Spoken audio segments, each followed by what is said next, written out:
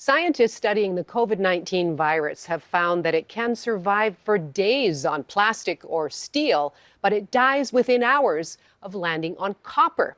Well, Vancouver businessman Collis Verdicchio has designed a tool to help keep the virus at bay, and it's called the Comate. Collis, so nice to meet you. Nice to meet you as well. Can you hold up the Comate for us? Just how does it work? It's a pretty simple process. You just literally hook on a door and pull.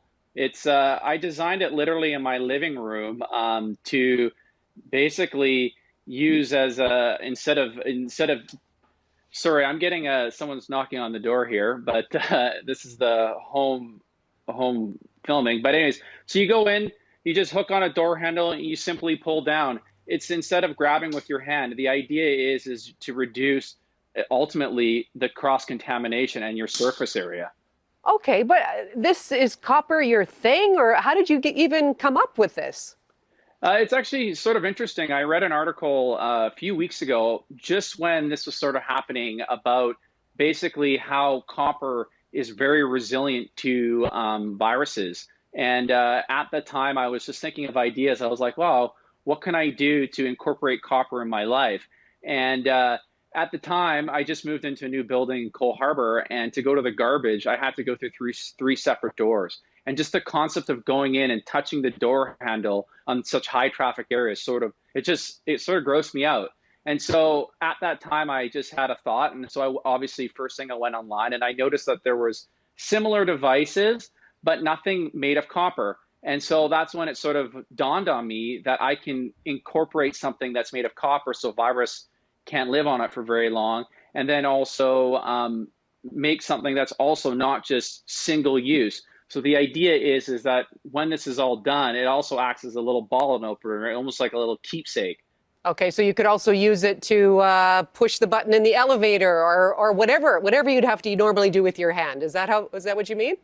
Exactly. So perfect. So the tip, if you can see here, it's hard to sort of tell, but it's got a rounded tip. So you push the button in your elevator, and then when you're walking outside on D handles, you just literally hook the D handle or the lever and pull down.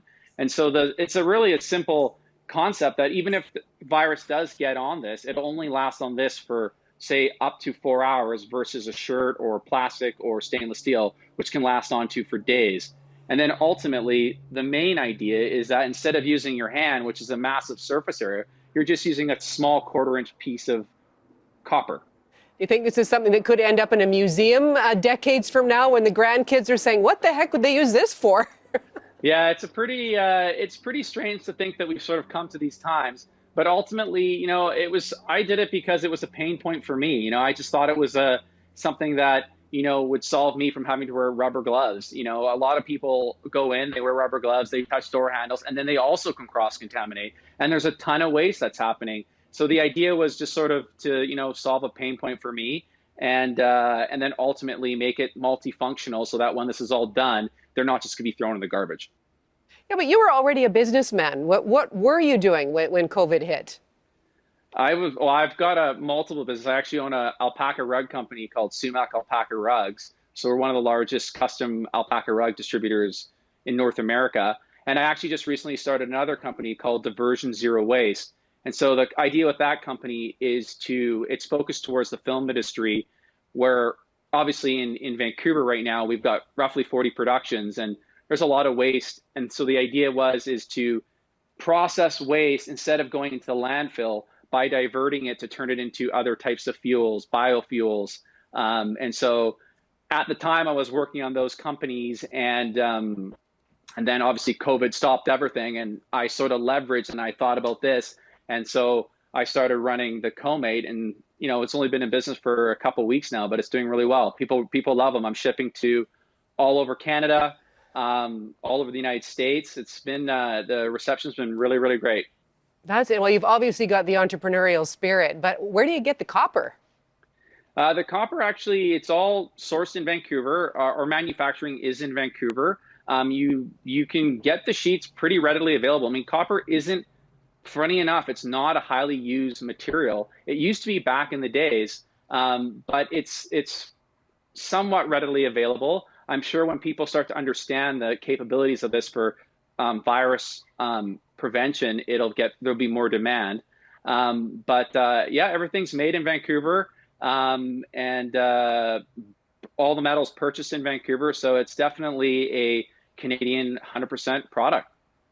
Well, something you can carry around with you as well. But how many other things, just based on the information about where this virus or how long it can survive on different surfaces, do you think we will see more things made out of copper in the future? No, absolutely. There was a study out of California where a ICU doctor decided to put copper on high-touch surfaces, so on the beds, the striker beds, buttons, stethoscopes, and the infection rate actually dropped almost by 50% just because of copper. We have this perception that plastic and stainless steel is a clean product, is because it looks good, it's shiny, but it's actually, they're not great products because the virus can live on it for days. And so I think it's funny, you start to look at Mother Nature provides us these materials. It's just that we, either just don't choose to use them, or there's other people directing us in different directions. So you've also chosen to donate part of the proceeds from the Comate to the food bank. Tell me about that, just price and how much goes to charity. The idea is, we're doing $1 for every Comate sold. It's going to go to the food bank. And I just think it's a good way. I mean, shelter, food are the sort of the cornerstones of life, right? And I just thought it was a good way to give back to our community for people that need some help during these really trying times. Collis, really nice to chat with you today. Thank you. Thank you very much.